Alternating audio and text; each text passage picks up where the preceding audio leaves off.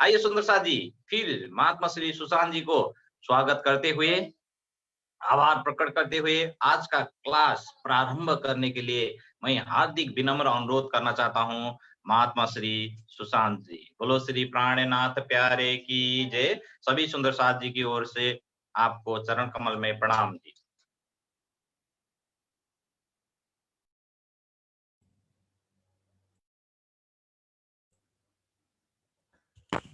प्रणाम जी सुंदर साथ जी। बोलो श्री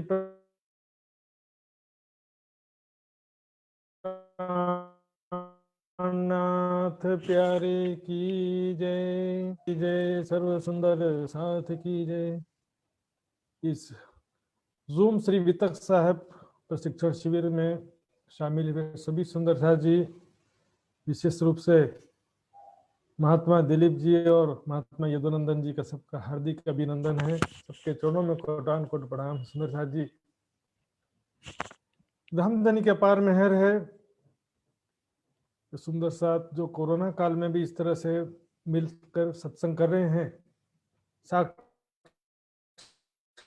मिलने जैसा ही अनुभव हो रहा है। सुंदर साथ जी, थोड़ा सा ही अंतर है बस।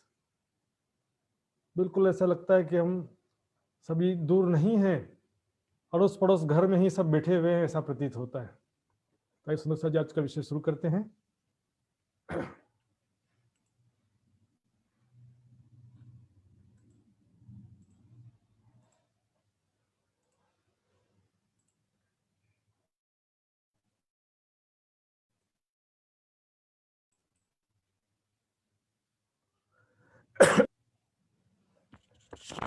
चर्चा प्रारंभ होत है, सुनो साथ चित दे।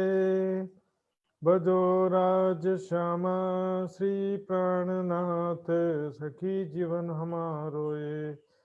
श्री महामती कहे साथ जी, भया चर्चा का बखत। अब तुम सुनियो चित दे, लाल आगे आए बैठे तखत। लाल आगे आए बैठे तखत।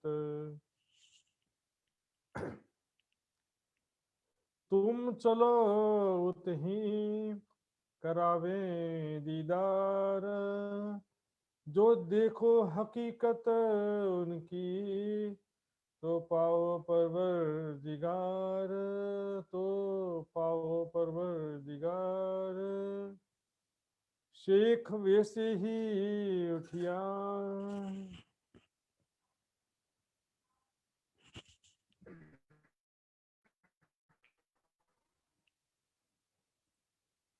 जो परब्रह्म अक्षरातीत धाम के धनी वितक साहब ग्रंथ के अंदर लालदास जी के तन के माध्यम से उस दिव्य ब्रह्म लीला की हकीकत बयान कर रहे हैं। सुंदर साथ जी, इस वितक ग्रंथ के द्वारा ही हमको ज्ञात हो रहा है कि श्री प्राणनाथ जी एवं सुंदर साथ जी ने उस समय कितना संघर्ष किया सत्य ज्ञान प्रचार के लिए, समस्त आत्माओं की जागनी के लिए। एक एक पड़ाव कितना संघर्षपूर्ण था, कितना कष्टदायी था, लेकिन ये कष्ट सुंदर साथ जी ने धाम धनी का प्रेम समझ करके ग्रहण किया। हमने कल सुना था, रामनगर में औरंगजेब बादशाह अपने सिपह सलार पुरदिल खान को भेजते हैं कि जाओ पता करो वो कौन बैरागी हैं, क्या उनकी पहचान है, वो कैसा प्रचार प्रसार करते हैं, क्या उनका सिद्धांत है, सारा पता करने के लिए भेजा था। पुरदिल खान ने शेख खिजर को भेजा था। शेख खिजर दहाड़ते हुए आए रामनगर के राजा के पास, हमको बैरागी को हमारे हवाले कर दो, उन बैरागियों को। राजा कहता है कि जा करके ले लो, हमसे तुम हमको क्या लेना देना,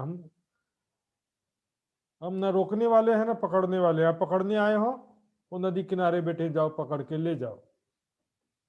तो सबसे पहले हमने देखा था शेख खिजर ने अपने दीवान भिखारी दास को भेजा था और ये देखिए भिखारी दास जी जो थे उनको भेजा था, और उन्होंने जाकर यही बात कहा प्राणनाथ जी से कि हम आए तुम्हें पकड़ने।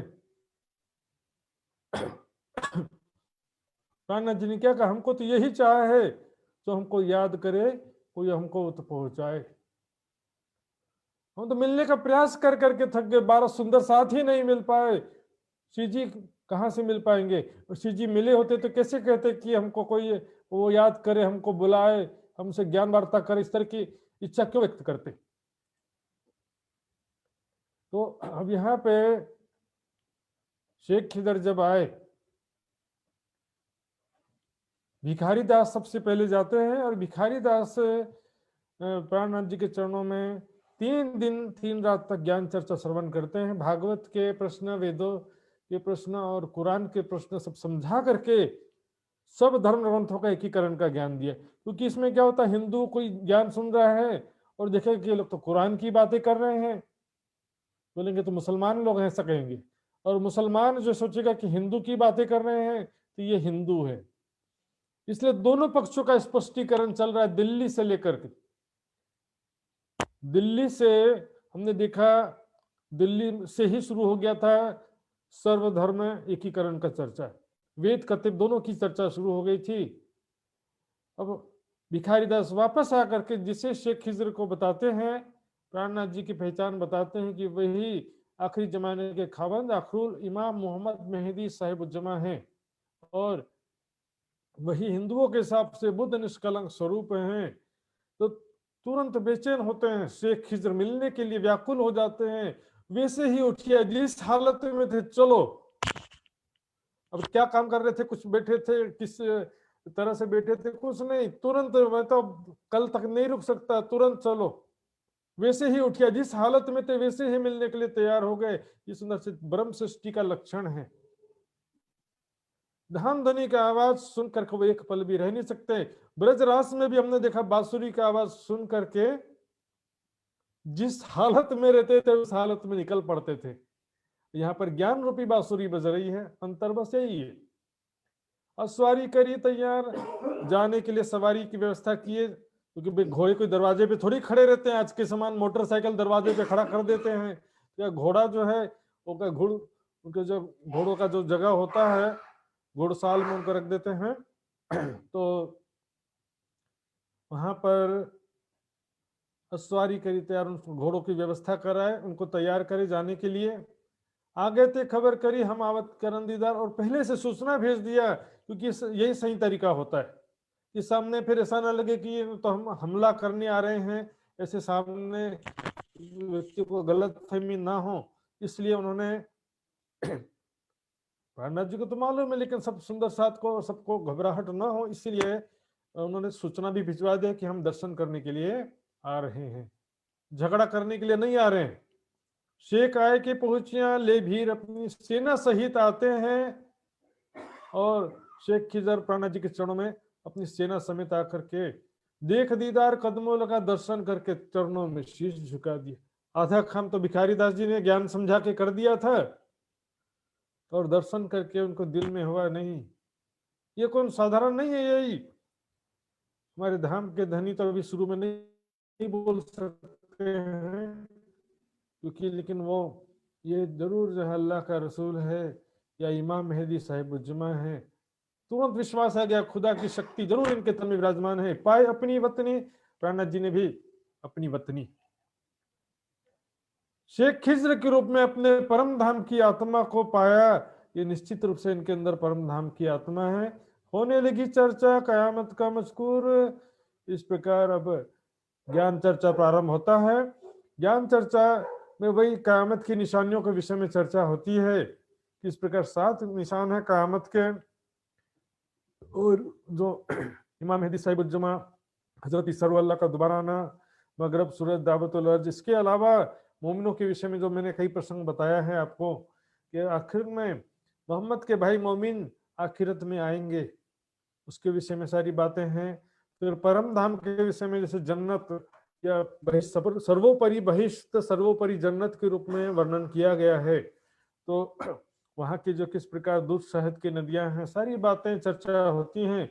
सनंदे सुनी तिन्होंने सब देखा हक जोहर, इस प्रकार उन्होंने सनंद ग्रंथ के कई प्रकरण की चर्चा सुनी, उसमें सब देखा हक जोहर। वहां पर देखा इसमें परमात्मा का सब शक्ति काम कर रहा है, कर रही है। यहाँ पे परमात्मा की शक्ति से ये इतना जो ज्ञान का सागर प्रकट हो रहा है, सारे कुरान के रहस्य प्रकट हो रहे हैं, निश्चित रूप से खुदा ताला की शक्ति यहाँ पर विराजमान है।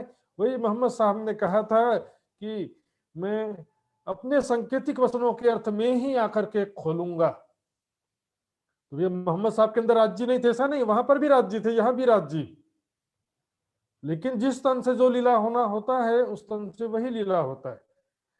यहाँ पर भी राज्य की शक्ति का अनुभव किया कि यहाँ पर खुदा की शक्ति है, तभी ये कर रहे हैं। वही खुदा की शक्ति मोहम्मद साहब के अंदर थी। इन समय दज्जाल ने किया बड़ा शोर। अब यहाँ पर दज्जाल किसको कहा दिखेंगे? दज्जाल ने फिर से शोर मचाया, अर्थात व्यवधान डाला।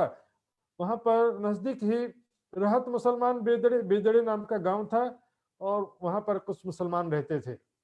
उनको पता चला कि शेख खिजर हिंदू बैरागियों को पकड़ने आया है, तो चलो हम भी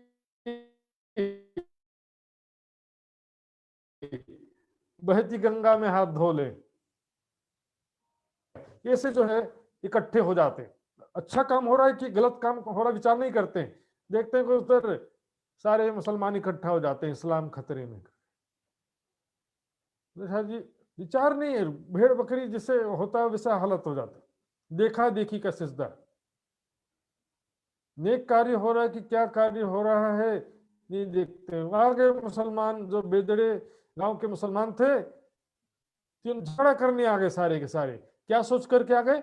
उन्होंने जानिया शेख पुकारता आया पकड़ने को, क्या समझे कि शेख खिजर हिंदू बैरागियों को पकड़ने आया है, हिंदू बैरागियों की संख्या ज्यादा है, तो चलो हम भी हेल्प करते पकड़ने में, ऐसा सोच करके आ गए वो। अब यहाँ तो सारी स्थिति पलट चुकी थी, शेख खिजर पकड़ने नहीं चरणों में आ गया था वो तो, अब उनको मालूम नहीं था, पहुंच गए। तो हम जावे मदद होए काम दिन के, वो हम भी चलते हैं शेख खिजर का मदद करने के लिए, बैरागियों को पकड़ने के लिए। तो इससे क्या होगा? दीन का काम होगा। यही दीन का लाभ, ये लोग झगड़ा करके ही दीन का लाभ लेना चाहते हैं। कुरान के ज्ञान के द्वारा सेवा, समर्पण, त्याग, कुर्बानी खुदा मोहम्मद की पहचान ही नहीं है, तो तुम्हारा ईमान कैसे प्रूफ होता है? ईमान कैसे सिद्ध होगा जब तुमको जिसका पहचान ही नहीं है, तो ईमान कैसे सिद्ध होगा? बिना ज्ञान के बंदगी करते हैं, लेकिन वो सब शरीयत का बंदगी हो जाता है। फिजिकल बंदगी, शरीर के द्वारा बंदगी कर रहे हैं, लेकिन मन में न खुदा की चाहत है, न बुद्धि में खुदा की पहचान है, न मोहम्मद की पहचान है, न खुदा की मोहब्बत है। कुरान में लिखा है सुंदर साथ जी, यदि खुदा की मोहब्बत दिल में नहीं है तो तुम्हारा बंदगी नमाज सब व्यर्थ हो जाता है। पीछे से बोले बैरागियों को पकड़ने में हेल्प करेंगे तो हमको दीन का सवाब मिलेगा। धर्म में जब जबरदस्ती नहीं है, हिंदुओं को पकड़ने से तुमको कौन सा सवाब मिल जाएगा? धर्म की रक्षा के लिए युद्ध किया था मोहम्मद साहब के समय में, जो यहूदियों ने, वहां के बुत परस्त मूर्ति पूजक ने मोहम्मद साहब उनके साथियों पर बड़ा अत्याचार किया था, इसलिए वहां पर युद्ध का आदेश दिया था। यहाँ पर तुम दूसरों पर अत्याचार कर रहे हो, ये कोई युद्ध बिल्कुल अनावश्यक है और कुरान के विरुद्ध है। तो हम जावे मदद सोचते हैं चलो हम भी हेल्प करते हैं, किस लिए? पकड़ने के लिए। वहां कुरान तफसीर रखी थी, धरी थी, करने लगा जी, तो वहां पर कुरान की तफसीर हुसैनी ग्रंथ रहल पर धरी थी, जिसके ऊपर प्राणनाथ जी ज्ञान चर्चा कर रहे थे। वहां करके जिद करने लगे उन लोग, बेदड़े के मुसलमान आते हैं और भरी सभा चर्चा के बीच में आकर के झगड़ा करने लगते हैं।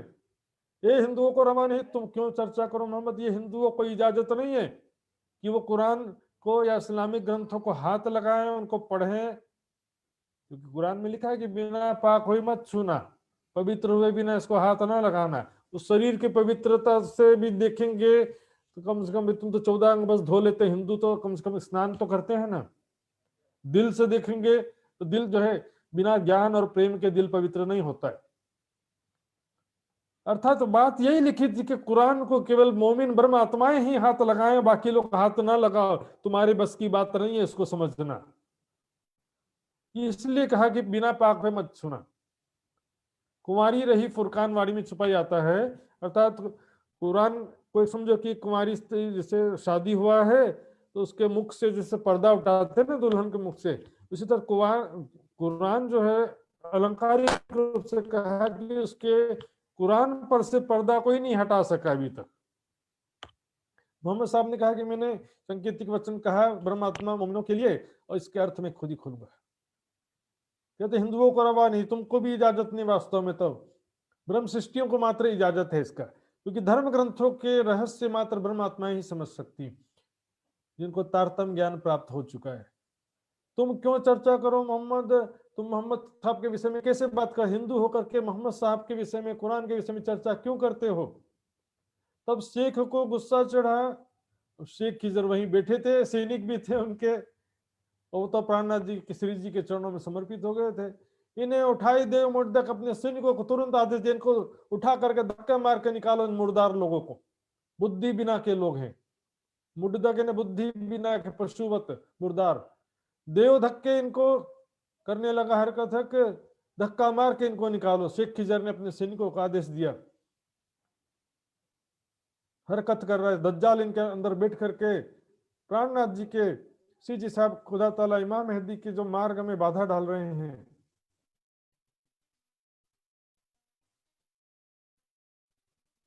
सत्य ज्ञान चर्चा में, इल्मे लद्दुन्नी के ज्ञान वार्ता में बाधा डाल रहे, खलल डाल रहे हैं। मजलिस से सभी वहां पर जो भी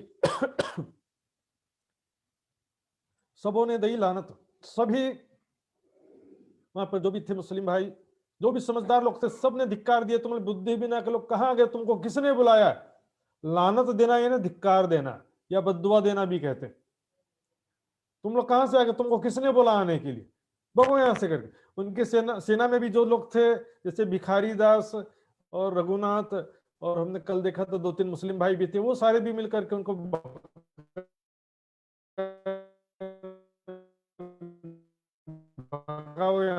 भगो यहां से सब कहने लगे। सभी ने उनको धिक्कार से उठ करके जाने के लिए कहा। शाह मोहल्ले उठिया बैठा दज्जाल, इस प्रकार उनके अंदर जो दज्जाल बैठ गया था, तो शाह काला मोहल्ले करके उठना पड़ा। ये तो सिर्फ हिंदू सुंदर साहब जो थे वो विरोध करते तो हिंदू मुस्लिम का बात आता है, लेकिन इसमें तो मुस्लिम भाई थे वो ही आगे आकर के इनका विरोध किया, शेख खिजर ने और उनके साथियों ने, और उनको बेजड़े के मुसलमानों को वहां से बेइज्जत करके निकाला वहां से। शेख 700 ले आया ईमान। अब शेख खिजर अपने साथियों सहित सैनिकों समेत प्राणनाथ जी के चरणों में विश्वास ले आता है कि निश्चित रूप से आप आखिर इमाम मोहम्मद मेहदी साहिबुज्जमा, मुझे पूरी पहचान हो गई है। फिर आया डेरे को करके पूरी पहचान। इस प्रकार अपने निवास स्थान पर जो उनका डेरा था, जहां पे, वहां पर पूरा ज्ञान चर्चा सुनकर पहचान करके वापस आते हैं। दिन दूसरे गया, राजा की सोहबत। अब ध्यान से सुंदरता जी, बड़ा मजा आएगा। दूसरे दिन रामनगर के राजा के पास गए। कहते हैं, फे राजा तुझको, धिक्कार है तुझे, क्या कहूं मैं तुझको, धिक्कार है राजा तुझको। ऐसा पहलवान रहे इत तेरे नगर में, और साक्षात इमाम मेहदी बुद्ध निष्कलंक स्वरूप परब्रह्म अक्षरातीत हक ताला जो है प्रकट हुए हैं। पहलवान का मतलब होता है जो ताकतवर।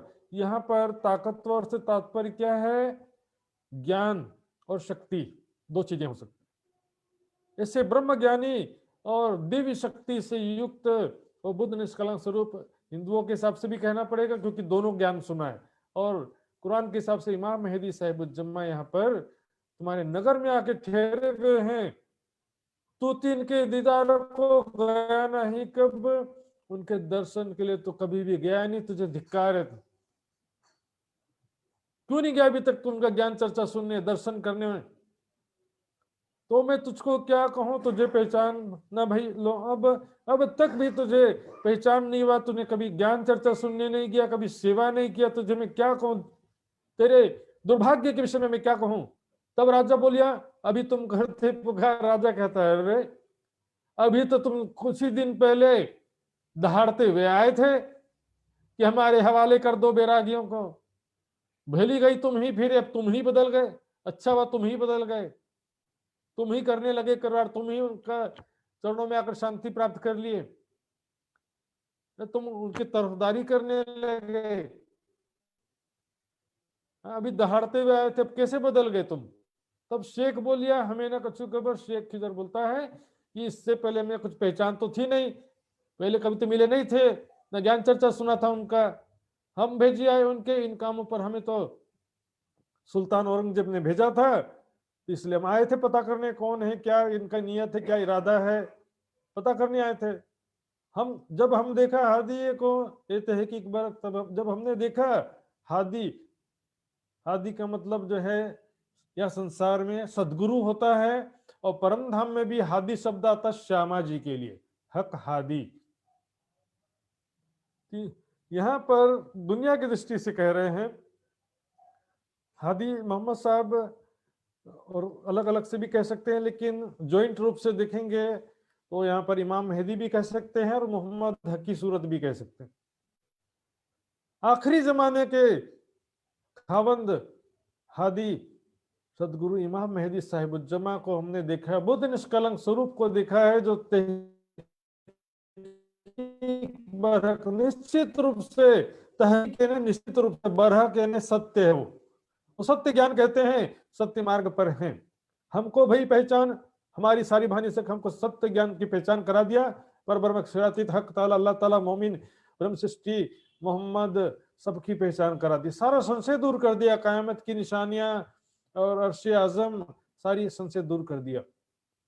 अब हम उनके गुलाम, जो हमको ए फरमाया, अब मैं उनके चरणों में समर्पित हो चुका हूं, अब जैसा वो कहेंगे वैसा मैं करूंगा, बादशाह औरंगजेब जैसा कहेगा वैसा नहीं करूंगा मैं, अब उनके चरणों में मैं समर्पित हो चुका हूं। सो सब हमें करना दे पैगाम पहुंचाए, वो जैसा कहेंगे वैसा मैं करूंगा, अपना जीवन अब उनके निर्देश के अनुसार जीवन बिताऊंगा मैं। उनके जो निर्देश क्या है, सुंदर साथ जी वाणी में जो निर्देश है वो हमारे लिए उनका ही निर्देश है। देखो खोल वाणी प्राणनाथ, वाणी मंथन, चितवन, सेवा समर्पण, ये सुंदर साथ जी धामधनी के बहुत सारे निर्देश है, जिसमें से कुछ बताया मैंने।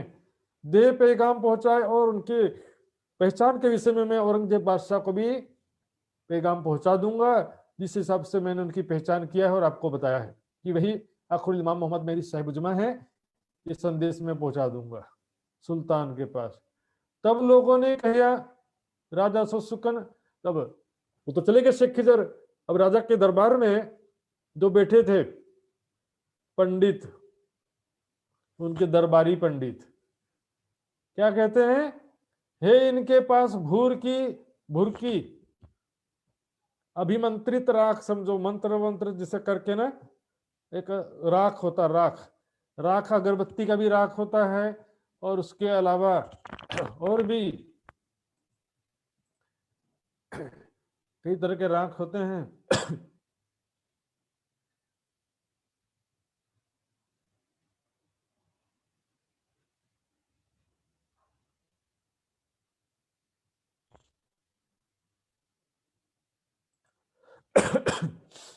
राजा सुकन, इनके पास भूरकी भभूत, भभूत क्या होता है, जैसे जो यज्ञ करते हैं तो उसका भी राख होता है इस तरह से, और भभूत उसको भी बोलते हैं जो स्मशान घाट में जो अग्नि संस्कार के बाद जो बचता है उसको भी राख कहते हैं, वो अघोरी कपाली जो बोलते हैं तांत्रिक लोग का होता है। तो जरूरी नहीं कि वही राख हो, यहाँ पे अगरबत्ती के राख से भी अभिमंत्रित राख कहते हैं, अगरबत्ती के भी जो जलने के बाद राख बचता है उसका भी प्रयोग इस तरह के कार्यों में कुछ लोग करते हैं। यही बात कहते हैं कि उनके हाथ में भुरकी रहता, उनके जो मोमिन यानी कि सुंदर साथ उनके शिष्य हैं, साथी हैं, उनके हाथ में भुरकी रहता है, जो के जाते हैं सिर पर डालते, उनके जो कि उनके चरणों में से सिर झुकाता है तो भुरकी डाल देते हैं ऊपर से। मंत्र वाला जो सिद्ध किया हुआ भुरकी होता है, मंत्र पढ़ा वाला, इससे क्या होता है, सोई उनका होते तुम समझियो सोहबत में तो वो उसका वशीभूत हो जाता है, फिर वशीकरण हो जाता है, मंत्र डालते हैं तो फिर उसके अधीन अधीन हो जाता है, इस तरह से पंडित लोग सब कहते हैं। इसलिए तुम सावधान हो जाना, उनकी सोहबत में जाना है तो उनके सानिध्य में या उनके शरण में जाना है तो सावधान रह करके जाना। राजा कहे मैं जाऊंगा, बैठो ना सोहबत, जाना तो पड़ेगा, क्यों, वास्ते शेख खिजर ने कहा है तो जाना तो पड़ेगा, नहीं तो फिर वो आकर फिर सुनाएगा। लेकिन बैठो ना सोहबत, उनके सामने सत्संग के लिए मैं नहीं बैठूंगा, ज्ञान चर्चा सुनने नहीं बैठूंगा, ना चरणों में प्रणाम करूंगा, दूर से दीदार करूंगा, दूर से खड़े खड़े दर्शन करूंगा कि भभूत ना डाल दे, बुरकी ना डाल दे ऊपर मंत्र वाला। दिन दूसरे राजा ने न्योता किया सबन, अब औपचारिकता के लिए शेख खिजर का बात रखने के लिए प्राणनाथ जी समस्त सुंदर साथ को उन्होंने भोजन के लिए आमंत्रित किया। बाग में आप आए के दीदार किया मोमिन, बगीचे में आकर के दूर से खड़े खड़े प्राणनाथ जी सुंदर साथ का दर्शन करता है। हादी के सम्मुख खड़ा रहा न बैठा, जे खड़ा रहा बैठा नहीं, डर के मारे खड़े ही रहा।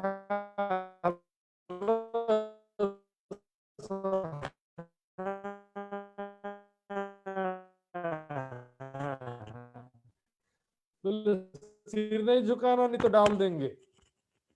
सुंदर सा जी ऐसी बातें, आश्चर्यजनक बातें हैं, बुरकी डाल देते हैं ऐसे बातें। इतना ज्ञान का प्रचार प्रसार और शिक्षित समाज होने के बावजूद दिल में दहशत इनको, जिन अपने करेंगे दिल में दहशत, डर है, भय हो जाता है। इन भुरकी डाल करके मुझे कहीं गाय बकरी ना बना दे, ऐसे भी डरने वाले हैं। और ऐसे ही पीछा फिरा सुनी ना चर्चा कान, इसी प्रकार वापस लौट जाते हैं रामनगर का राजा। चर्चा ना सुनी कान, चर्चा नहीं सुना, प्राणनाथ जी के चरणों में प्रणाम भी नहीं किया, दूर से खड़े खड़े वापस लौट गया। क्या कहे सुंदर सा जैसे दुर्भाग्यशाली राजा, बिना अंकुरे क्या करे, अंकुर ही नहीं परम धाम का तो क्या करे, कर न सका पहचान। क्योंकि सुंदर साथ जी पहले सुख मोमिन को, पीछे सुख संसार। मोमिन में भी जो उस समय जैसे कि औरंगजेब तारतम या नहीं लिया या ज्ञान नहीं समझ सुना समझा, तो सेकंड राउंड में भी उनको मिलेगा, थर्ड राउंड में मिलेगा। जब भी ज्ञान सभी आत्मा को जब मिल जाएगा कुल मिलाकर के, उसके बाद दुनिया का नंबर आएगा। ब्रह्मात्माओं में भी आगे पीछे है, लेकिन कुल मिलाकर के जब सब ब्रह्मात्माओं को ज्ञान मिल जाएगा, सभी आत्माएं जागृत हो जाएगी, उसके बाद एक ही पल में जागृत बुद्धि सबको मिल जाएगी, सारी दुनिया को एक ही पल में पहचान हो जाएगा। उसके पहले सबको संदेश तो मिल जाएगा, लेकिन भले विश्वास नहीं लाएंगे। फिर शेख खिजरे मांग गया हमको करो हुक्म। अब शेख खिजर प्राणनाथ जी के चरणों में आता है, आप मुझे आदेश दीजिए है प्राणनाथ जी, श्री जी साहब, हे आखिरुल इमाम, मुझे आदेश दीजिए, तैसा हम हजूर में लिखा करे बाब तुम, वैसा हम औरंगजेब बादशाह के को आपके विषय में सूचना भेजूं मैं लिख करके। तो भैया बोला था ना कि कौन है, कहाँ से आए हैं, इनकी पहचान बताओ, इनका क्या उद्देश्य है, वो लिख करके अब सूचना भेजना है शेख खिजर को। औरंगजेब के पास सूचना भेजना है, तो प्राणनाथ जी से पूछता कि मैं आपके बारे में क्या लिखूं।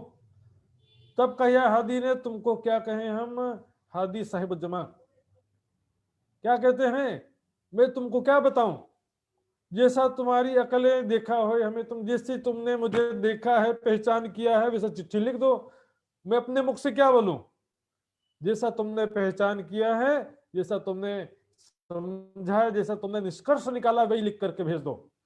जैसा तुम लिखा करो पहुंचाओ पुरदिल खान, वैसा आप लिख करके पुरदिल खान के पास पहुंचा दो, वो भेजे सुल्तान को है अंकुर पहचान, वो सुल्तान औरंगजेब को लिख के भेज देगा। तो इस प्रकार यदि परम धाम का अंकुर है औरंगजेब में तो पहचान कर लेगा। सुंदर साथ जी इससे भी स्पष्ट है कि सुना होता औरंगजेब प्राणनाथ जी की चर्चा, तो निश्चित रूप से वो समर्पित तो होता सुंदर साथ जी, कुछ ना कुछ तो समर्पित होता, कुछ तो बदलाव आता, कुछ तो रहनी सुधरती। परम धाम का अंकुर है, कोई अंकुर पहचान।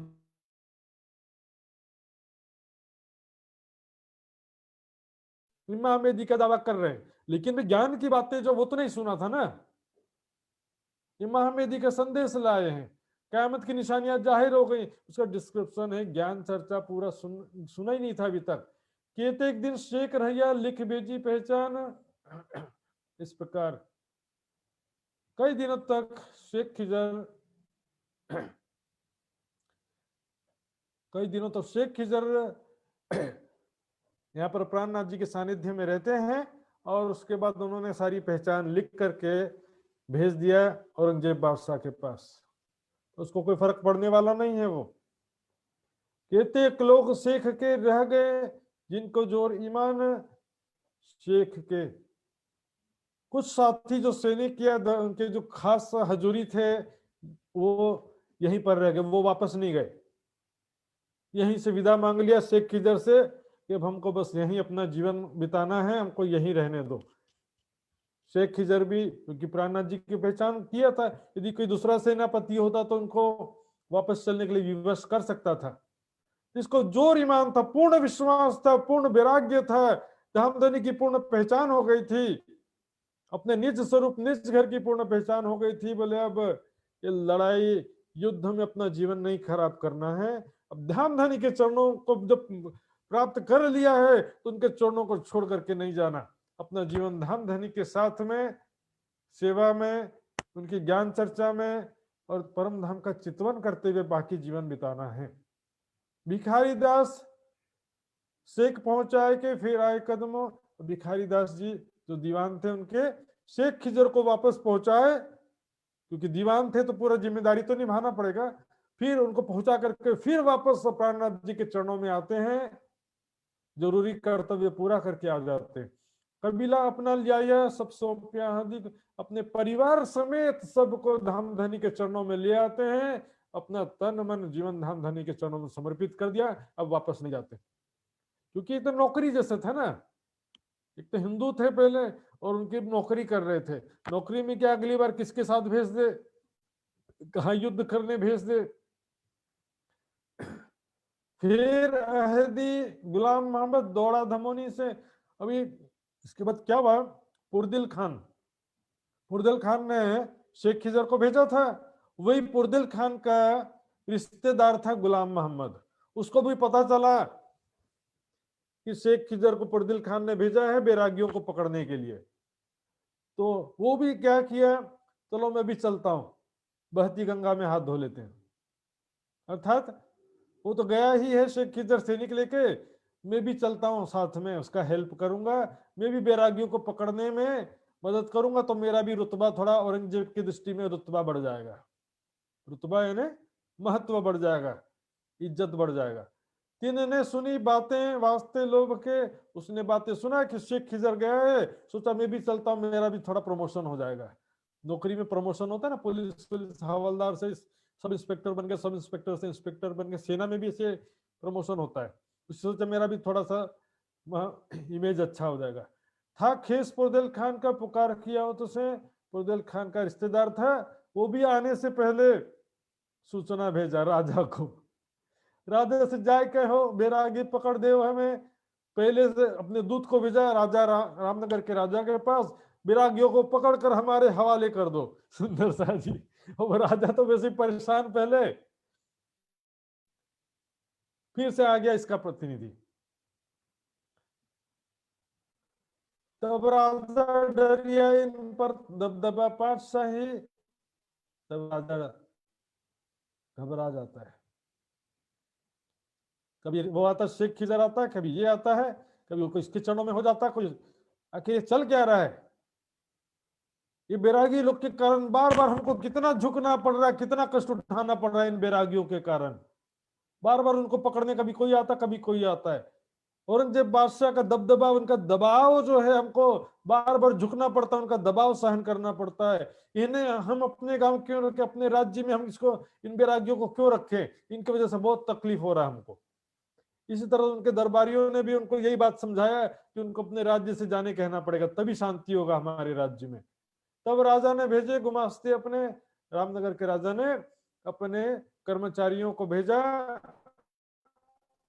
जी सुंदर साथ के पास में, तुम जाओ हमारे देश से, हम ना सह सकें खसखसे, हमारे देश से निकल जाओ, ये रोज रोज का झमेला हमको सहन नहीं होता है, हमारे देश से कहीं चले जाओ। पहले तो समझाया था प्रेम से, लेकिन अब जो है आदेश के रूप में समझा रहे हैं, आदेश दे रहे हैं कि हमारे राज्य से चले जाओ।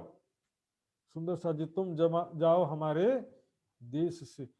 अक्षरातीत प्राणनाथ, अक्षरातीत और सुंदर सात परम धाम की आत्माएं सुंदर साथ जी अपने देश से, अपने कहीं से भी सुंदर साथ जी उनको निकालना, अपने देश, गांव, नगर, घर, कहीं से भी निकालना जो है, कितना बड़ा सुंदर साथ जी गुनाह हो सकता है, सोचना चाहिए।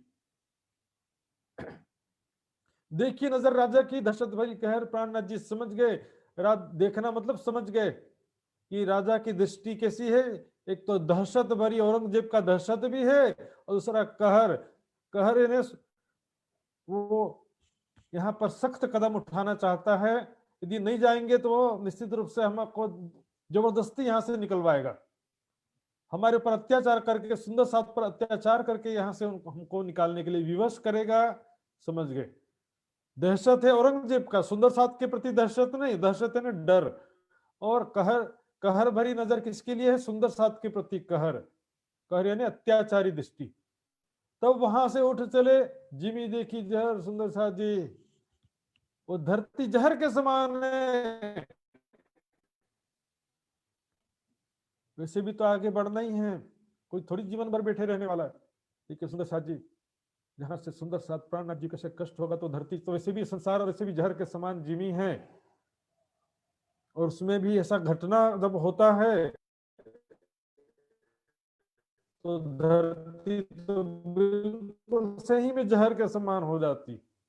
संवत 17 गहन सुदी 10 में संवत 17 से 39, संवत 1739 में और अगहन मास में सुदी अर्थात शुक्ल पक्ष की 10वीं में चले रामनगर से, फिर आए 14 में, रामनगर से चल करके 14 को आगे गढ़े शहर में पहुंचते हैं। सुंदर साथ जी गढ़ा हम देखेंगे ये कहां पर है।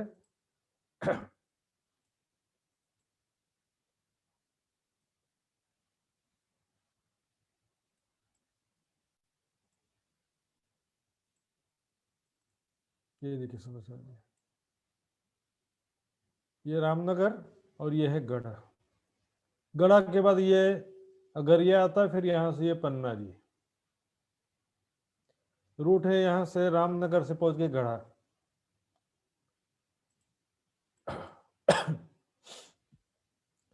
तो गढ़े पहुंचते हैं, लेकिन अब ये 14 को गढ़े पहुंचे थे बताया है, लेकिन अब बीच का जो रास्ते में क्या हुआ वो बताएंगे। जब तब उतरे आए जाए बाग में, रास्ते में गढ़ा पहुंचने से जस्ट पहले एक बगीचे में जब उतरे थे, उसी समय गुलाम मोहम्मद पहुंच गया रामनगर अपने सैनिकों के साथ में। अहदी यानी प्रतिनिधि के रूप में वो पहुंचा, तेजी से शीघ्रता से पहुंच गया रामनगर। श्री जी रामनगर से निकल चुके थे। सो तो गया रामनगर, वो तो रामनगर पहुंचा था, लेकिन फिर उसने 5 अपने सैनिकों को भेजा कि जाओ बैरागियों के पीछे जाओ, उनको रोको जाकर, तब तक पीछे हम आते हैं। तो अपने 5 सैनिकों को उसने भेजा गढ़ा की तरफ, जाओ। 3 ने रोके बाग में, तब आए पहुंचे देवकरण।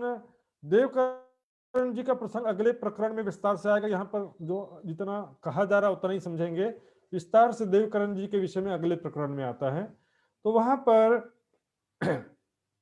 हालांकि देवकरण जी की जागनी रामनगर में ही हो गई थी, गढ़ा तो बाद में आए थे। यहाँ पर देवकरण जी गढ़ा में आते हैं और 5 सैनिकों को सब सुंदर साथ ने घेर लिया और उनको पकड़ करके 3 से बातें होने लगी। लड़े 4 पहर। मोमिन उनको समझाया, भाई झमेला मत करो, शांति से। वो शुरुआत में अपना जोर दिखाने का प्रयास कर रहे थे तलवार निकाल के, सुंदर साथ ने सबने उसको पकड़ करके बांध करके प्राणनाथ जी के चरणों में ले आते 5 को।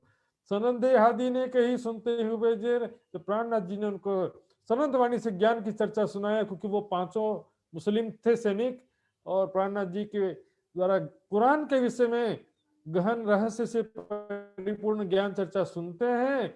सुनते ही हुए जेर नतमस्तक हो गए, अपने उनके चरणों में शीश झुका दिया प्राणनाथ जी के चरणों में, और धन्य धन्य कहते हैं।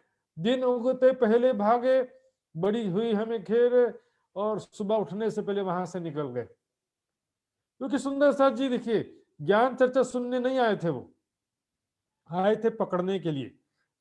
देखिए सुंदर साथ ने उनको आवश्यकता अनुसार बस पकड़ के बांध दिया। सुंदर साथ का उद्देश्य भी उनको मारना नहीं था, लेकिन उसको समझाया भी झमेला मत करो, पहचान करो तुम किसको पकड़ने आए हो। लेकिन वो ज्ञान सब समझ नहीं रहे, तब पकड़ के रस्सी से बांध करके उनको प्राणनाथ जी के सामने ले आए। और प्राणनाथ जी ने जब ज्ञान चर्चा सुनाया तो क्या कहते हैं, बड़ी हुई हमें खैर, खैर यानी सलामती, खुदा की मेहर हुई, खुदा की कृपा हुई हमारे ऊपर। क्या कृपा हुई बताते हैं अगली चौपाई में। ये तो वली खुदा का, वो खुदा का वली, वली ने एक प्रकार से पैगंबर भी कह सकते हो, और दूसरे शब्दों में वली का अर्थ होता है उत्तराधिकारी। जैसे कि देखिए 7 कलमे वाले पैगंबर में अली को कहा गया है वली, अली वली उल्लाह। जैसे मोहम्मद रसूलुल्लाह है, वैसे अली वली उल्लाह। अतः मोहम्मद साहब के उत्तराधिकारी होने की वजह से अली, अली असहाबा को वली का कलमा मिला, अली वली उल्लाह। याद रखिएगा, कलमा वली उल्लाह किसे कहा गया था, अली को कहा गया था। लेकिन मोहम्मद साहब के उत्तराधिकारी वारिस या उनके बाद में ज्ञान का सारा अधिकार अली साहब का कहा गया था। अब यहाँ पर वो अली वली से मतलब नहीं, यहाँ पर मतलब है कि खुदा का पैगंबर जो है, ये हमने देखा इसे, खुदा के ज्ञान का जो अधिकारी है, कह ये तो वली खुदा का था, खुदा का वली है। यदि हमसे बेअदबी का यदि हमसे कुछ बदतमीजी हो जाती, यदि हमको रस्सी से नहीं बांधते तो हम कुछ ना कुछ बदतमीजी करते या हमला करते या उनको पकड़ने का प्रयास करते, ऐसी बेअदबी यानी कि बदतमीजी हो जाती हमसे या अशिष्ट व्यवहार हो जाता, तो होता बुरा हमारा हम ठोर न पावे सो, तो हमारा क्या अंजाम होता, क्या अंजाम आता जब खुदा का कहर हमारे ऊपर बरस जाता है, हमको कहीं ठिकाना ना मिलता। एक तो हमको जिंदा भी छोड़ दिया इन लोगों ने, चाहते तो मार भी सकते थे, और दूसरा हमको ज्ञान भी सुनने को मिला। हादी वहां से चल के गढ़े पहुंचे था, उसके बाद हादी साहिबुज्जमा प्राणनाथ जी वहां से चल के पहुंचते हैं गढ़े, जो ऊपर चौपाई में कहा था ना, अब पहुंचे हैं गढ़े। तो वहां गढ़े पहुंचने के बाद भी क्या हुआ देखिए, वहां भगवंत राय का बेटा हाकिम ताय, वहां पर भगवंत राय नाम के प्रमुख व्यक्ति थे, उनका बेटा जो हाकिम था वहां का, हाकिम समझते हैं ना, हाकिम शेख सलाह सालेह मैंने बताया था अरब में। हाकिम क्या होता है, मुस्लिम सल्तनत में जो एरिया वाइज अधिकारी नियुक्त करते हैं उसको हाकिम कहते हैं। हाकिम का काम क्या है, बादशाह का हुक्म का पालन करना। बादशाह का हुक्म आया है तो उस एरिया में बादशाह का हुक्म का पालन करना और करवाना उसका काम होता है। तो उसका बेटा हाकिम था, उन्होंने दिल में यो लिया, लूट ले बैरागी ने, उसने दिल में ये लिया कि मैं बैरागियों को लूट लूं। कुछ बैरागी वहां से चल के आए हैं, उनको लूट लेते हैं। हिंदू होकर के भी सुंदर साथ जी हिंदुओं को लूटने का विचार करते हैं, आज भी बहुत से ऐसे हैं। हिंदू होकर हिंदुओं को हिंदू महात्माओं का सम्मान नहीं करते, हिंदू होकर के हिंदू महात्माओं को अपमानित करते हैं, ऐसे हिंदुओं पर धिक्कार है। कोई मुसलमान मुस्लिम मौलवी काजी को कभी लूटने का विचार कभी नहीं करेगा। यदि वो आए हैं तो कुर्सी से हट करके उनको बैठने के लिए स्थान देगा। लूटने का इरादा किए बैरागियों को मैं लूट लेता हूं, यही हरामखोरी के लोग को आगे कह सुकन। और इसी तरह से हरामखोरी क्यों कह रहे हैं, ऐसा कठिन शब्द कहना पड़ रहा सुंदर साहब जी। हराम का खाने वाले को हरामखोरी कहते हैं, ये कोई गाली नहीं है। शब्द हराम जो है अरबी भाषा का शब्द है हराम, और हलाल, हलाल यानी कि ईमानदारी से नीति पूर्वक खाने को बोलते हैं हलाल, और बेईमानी से गलत तरीके से जो खाया और कमाया जाता है उसको बोलते हैं हराम का खा रहा है, अर्थात बिना मेहनत का खा रहा है या चोरी करके खा रहा है, इसको बोलते हैं हराम का खाना। इस तरह से वो जो है वे बैरागियों का लूट करके तुम खाना चाहते हैं, गृहस्थ होकर के धनवान होकर के बैरागियों को लूट करके तुम उस पैसे से सुख भोगना चाहते हो, इसलिए हराम खोरी कहे। लोगों के आगे उसने ऐसा वचन कहा कि मैं उन बैरागियों को हम लोग लूटने का प्लान बना रहे हैं। ये सुनी गंगाराम वाजपेयी वहां पर एक गंगाराम वाजपेयी नाम के सज्जन बैठे थे। उन्होंने इस बात को सुना। आया बार दोई दीदार को, वो प्राणनाथ जी के दर्शन के लिए 2 बार आ चुके थे। गढ़ा में तो प्राणनाथ जी आ गए ना, तो वहीं पर प्राणनाथ जी के दर्शन के लिए और ज्ञान चर्चा सुनने के लिए 2 बार आ चुके थे। जान संबंध अपन अपना संबंध पहचान हो गया था कि ये कौन है, स्वयं अक्षरातीत बुद्ध निष्कलंक स्वरूप हैं। 3 जाए वर्जिया उनको, तो वो मना करता है इसको, हाकिम को, कि ये काम तुम जो सोच रहे हो, क्यों ये करने लगा काम, ये बिल्कुल भी उचित नहीं है। काम जो तुम सोच रहे हो, लूट लेने की बात कर रहे हो, हिंदू बैरागियों को लूटने की जो बात कर रहे हो, बिल्कुल भी उचित नहीं है। बैरागियों को लूटते होएगा बदनाम, बैरागियों को लूटोगे तो सबसे पहले तुम पर बदनामी होगी कि एक हिंदू अधिकारी ने हिंदू बैरागियों को लूटा। सबसे पहले तो बदनामी ये होगी। और दूसरा, क्योंकि उन्होंने देखा था किस तरह से 5 सैनिकों को सुंदर साथ पकड़ लिए थे, देखा था उसने। इसलिए क्या कहते हैं, ये ऐसे नहीं कोई जो कोई लूट ले, इतना आसान नहीं है अहिंसावादी कि हम हमको लूट लो, हम तो अहिंसावादी, ऐसे नहीं है। मरे मारेंगे तुम, सब मिलकर तुमसे संघर्ष करेंगे, इतना आसानी से स्वयं को लूटने नहीं देंगे। वो तुम्हारे लिए इतना काम सीधा सरल नहीं है कि दूसरे बैरागियों को जैसे लूट लेते हो, दूसरे महात्माओं को, सन्यासियों को लूट लेते हो, इतना आसान नहीं है। मरे मारेंगे तुम, या तो मरेंगे या तो मारेंगे, लेकिन तुमको आसानी से लूट करके जाने नहीं देंगे।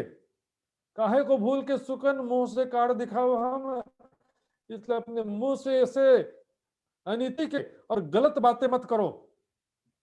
बिल्कुल भी भूल करके भी ऐसी बातें मत करो कि बैरागियों को लूटने की बात सोचना छोड़ दो। लगी लानत गढ़े को, उस दिन से हुआ खुबान। अब ये जो घटना हुई, गढ़े का हाकिम था, उस दिन से उसको उस लानत लग गई गढ़ा शहर को। आज भी गढ़ा कोटा कहते हैं सुंदर साथ जी, शांति से कोई नहीं बैठ सकता। प्राणनाथ जी अक्षरातीत के ताए हर भांत रंज पहुंचाया, जिन ब्रह्म सृष्टियों को किसी भी तरह से कोई कष्ट पहुंचाएगा तो 100 लटके बीच सूली अगिन। बड़ा क़यामत नामा की चौपाई सुंदर साथ जी। ब्रह्म सृष्टि की सेवा अक्षरातीत की सेवा है, तो ब्रह्म सृष्टि को दुख पहुंचाना अक्षरातीत को दुख पहुंचाने के बराबर। सो रोज कयामत लो ठोरना अवेलगार, कयामत के समय तक गढ़े में शांति नहीं होने वाली। श्री मोहम्मद के साथ जी एक गढ़े की वितक, इस प्रकार ये गढ़ा शहर की वितक बताया है। कछुक पीछे रही है सो कहो कम हक, और पीछे का कुछ बात बताना रह गया है रामनगर का दीवान देवकरण जी का। वो बातें अब धामधनी के हुक्म से आदेश से यहाँ पर बताने जा रहे हैं अगले प्रकरण में। गढ़े की मंजिल में आया याद रामनगर, गढ़े की मंजिल में रामनगर की कुछ बातें याद आ गई जो लिखना रह गया था।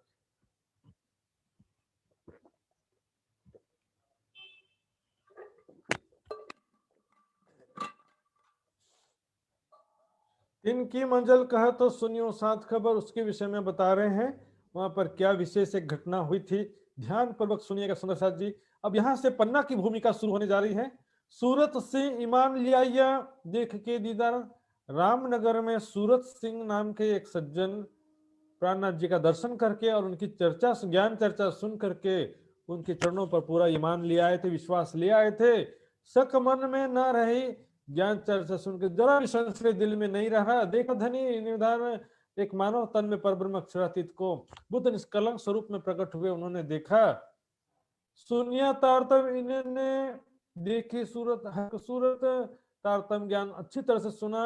और देखना मतलब ऊपर भी बताया तो सुंदर साथ जी, यहाँ क्या है, पहचान होने से, कई जगह देखने का अर्थ पहचान होना भी होता है।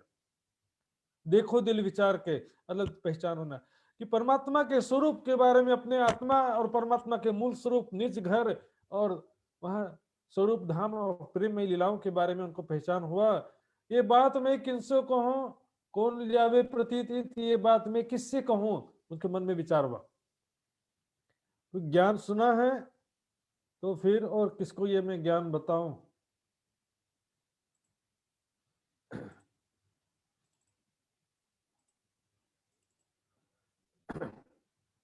शक मन में न रही देखा, ये बात मैं किससे कहूं कौन जावे प्रतीत, ये बात मैं किससे कहूं कौन मेरी बात को विश्वास करेगा। क्योंकि सुंदर साथ जी ज्ञान जब प्राप्त होता है तो मन में इच्छा भी होती है कि ये ज्ञान में और भी आगे किसी को सुनाऊं। इस तरह से मेरी आत्मा का कल्याण हुआ है तो और किसी का भी कल्याण जो है, दूसरों का भी कल्याण हो। ज्ञान ऐसा धन है बांटने से बढ़ता है, रखे रहने से धीरे धीरे खत्म हो जाता है, भूल जाते हैं सारी बातें। कौन जावे प्रतिदित, कौन मेरी बात पे विश्वास करेगा। विश्वास लाने वाले में सबसे पहले कौन होता है मालूम सुंदर साहब जी? मोहम्मद साहब पर सबसे पहले विश्वास लाई उनकी पत्नी। मोहम्मद साहब पर ईमान लाने वाला सबसे पहला कौन था? उनकी पत्नी थी। आपके सगे संबंधी, परिवार, दोस्त जिससे आपका अच्छा व्यवहार है, जो आप पर विश्वास रखते हैं, यहां से शुरुआत करना पड़ता है। जो आपको जानते ही नहीं है वहां पर जाके आप करोगे तो उनको विश्वास दिलाने में ज्यादा मेहनत करना पड़ेगा। गया दीवान देवकरण पे एक सुनी मैं बात। दीवान देवकरण वहां पर थे रामनगर में, उनको जाकर के ये बात बताया कि मैंने एक बात सुनी है, एक विशेष बात अनुभव किया, वो आपको बताता हूँ। तुम्हारे आगे कहता हूँ, देखिए तुम्हारे सामने कह रहा हूं मैं, ब्रह्म मुनियों का समूह मैंने देखा, ब्रह्म आत्माओं का समूह देखा है मैंने। स्वयं परब्रह्म अक्षरातीत बुद्ध निष्कलंक स्वरूप में प्रकट हो गए हैं। चलो मेरे साथ तुम, मैं कराऊं दीदार, तुम मेरे साथ चलो, तुमको भी दर्शन कराता हूं मैं। निश्चित रूप से ज्ञान चर्चा सुन करके तुमको भी विश्वास हो जाएगा। चेहरा देखने से विश्वास नहीं होता सुंदर साथ जी। दीदार क्या है? शरीर का दीदार दीदार नहीं है, दीदार है उसके स्वरूप की पहचान होने पर वास्तविक दीदार होता है। और स्वरूप की पहचान कैसी होती है? ज्ञान चर्चा से होती है। सत चाहो सो शब्दा चिन्हो, सो आप न देवे दिखाई। बाहरी वेशभूषा से तो ऊपरी संत महात्मा करके बहुत सारे आए चले गए। केतकी पर रहते हैं, देखो धनी निर्धार, केतकी नदी के किनारे रामनगर का प्रसंग चल रहा सुंदर साथ जी। रामनगर में केतकी नदी के किनारे ठहरे थे, वहां पर देखो धनी निधार अपने आत्मा के प्रीतम को निश्चित रूप से तुम देखोगे, वहां पे चलो मेरे साथ। लियाए दीवान देवकरण को, देख के लगे कदम, और सूरत सिंह जो है दीवान देवकरण को लाते हैं, और देवकरण जी दर्शन करते ही विश्वास शुरुआत हो जाती है, चरणों में शीश झुका देते हैं। सक चुनल लिया सिर पर चढ़ाया हुक्म, और उनकी बातों पर किसी प्रकार का संशय नहीं लाते हैं। श्रद्धा पूर्वक, विश्वास पूर्वक प्राणनाथ जी की ज्ञान चर्चा सुनते हैं, और उनके सारे निर्देश को भी स्वीकार करते हैं। जो दैनिक जीवन में रहनी और आचरण से संबंधित जो निर्देश दिया था प्राणनाथ जी ने, वो सारा उन्होंने अपने जीवन में शिरोधार किया, स्वीकार किया। थोड़ी चर्चा सुन के दिल की भागी शक, थोड़ी चर्चा सुन करके भी सारा संशय, अर्थात शुरुआत में जो संशय था वो दूर हो गया है। थोड़ी चर्चा सुना मतलब आगे की चर्चा सुनने की जरूरत नहीं, ऐसा नहीं होता सुंदर साथ जी। थोड़ी चर्चा सुन के विश्वास आ गया, अब और जितना चर्चा सुनेंगे और विश्वास और बढ़ता जाएगा, ज्ञान और बढ़ता जाएगा, वैराग्य बढ़ता जाएगा, प्रेम बढ़ता जाएगा। जितना वाणी मंथन करेंगे, वैराग्य, ज्ञान, विश्वास, प्रेम उतना बढ़ता जाएगा सुंदर साथ जी। प्रेम उत्पन्न करने के लिए तो ये वाणी आई है, दिल की भागी शक। मैं महाराजा सो कहूं ओ ईमान लियावे बेशक। अब यहाँ सुंदर साथ आती है पन्ना, महाराजा छत्रसाल जी का प्रसंग यहाँ से शुरू होता है। ध्यान से सुंदर साथ जी बोलो, श्री प्राणनाथ प्यारे की जय, महाराजा छत्रसाल जी की जय। महाराजा सो कहिया, मैं महाराज सो कहूं ओ ईमान लियावे बेशक। में छत्रसाल महाराज से बुंदेलखंड में जा करके उनको ये बताऊंगा, क्योंकि महाराज छत्रसाल 12 साल से इंतजार कर रहे हैं, 12 साल से, कि वो बुद्ध निष्कलंक स्वरूप कब आएंगे, कब दर्शन होगा उनको, उनका मुझे 12 साल से इंतजार कर रहे थे सुंदर साथ जी। अब यहाँ तो सेवा के साथियों का वर्णन आता है सुंदर साथ जी, लेकिन आगे थोड़ा चौपाइयां आगे पीछे हो गई हैं, तो उसको सेवा की चौपाइयां पहले लेकर के आगे फिर विषय आगे बढ़ता है यहाँ पे। अब सेवा के साथी कहो, जो रामनगर में सेवा के साथी बताते हैं, जो रामनगर में जिन्होंने तन मन धन या ज्ञान जो भी सेवा किया था, मोदी खाने की सेवा दई सो हुई पति राम से, पति राम जी से मोदी खाने के अनाज का जो भंडार था, भंडार की व्यवस्था, इतने सारे सुंदर साथ हैं 5000, उनके लिए अनाज की व्यवस्था, स्टॉक मेंटेन करके चलना पड़ता है और सारी व्यवस्था करके रखनी पड़ती। तो अनाज का जो भंडारागिरी था उसकी व्यवस्था पति राम जी करते थे। केशवदास और जयंती हुए शामिल पति राम के। केशवदास और जयंती भाई भी पति राम जी के साथ में हेल्प करते थे इस सेवा में। और जयंती पानी पिलावत साथ की सेवा करी। जयंती दास जी प्राणनाथ जी और समस्त सुंदर साथ को पानी पिलाने की सेवा करते थे। हाट से सौदा लियावत, इन समय गोकुलदास, और बाजार से सौदा करके सामान खरीदना, होलसेल में सामान खरीद के लाने का काम था गोकुलदास जी का।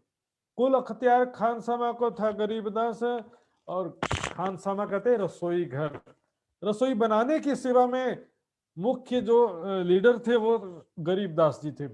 रसोई में खेमदास और गंगाराम, रसोई में खेमदास जी और गंगाराम रसोई बनाने की सेवा में भी हेल्प करते थे।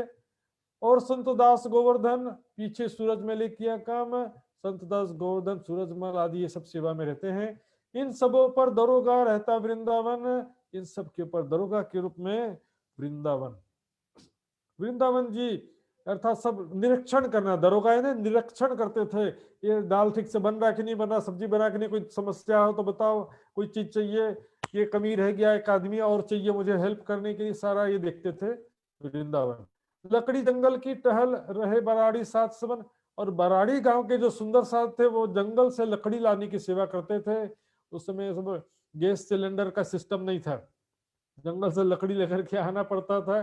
ज्यादा से ज्यादा कोयला रहा होगा, लेकिन गैस सिलेंडर का सिस्टम, एलपीजी गैस, ये सब व्यवस्था उस समय नहीं होता था। गावने में रहते हैं जो निर्मल दास। और उसके बाद वाणी गायन की भी एक सेवा है सुंदर साथ जी, तो उसमें भी कौन थे, निर्मल दास।